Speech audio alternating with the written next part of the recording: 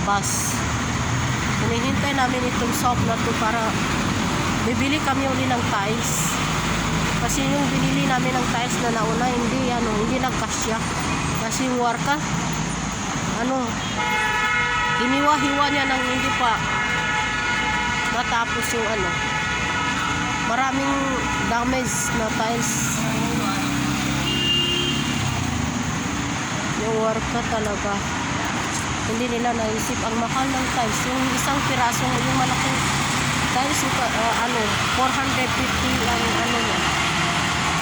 Yung isang tiles. So yun ang nanghihinayang kami kasi ang dami ng natapon.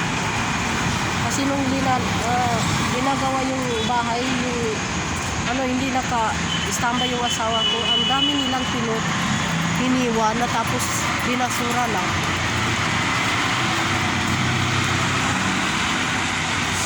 Hindi pa nakalabas yung mga tao kasi nagdadasal pa yung mga tao. Friday ngayon dito sa amin.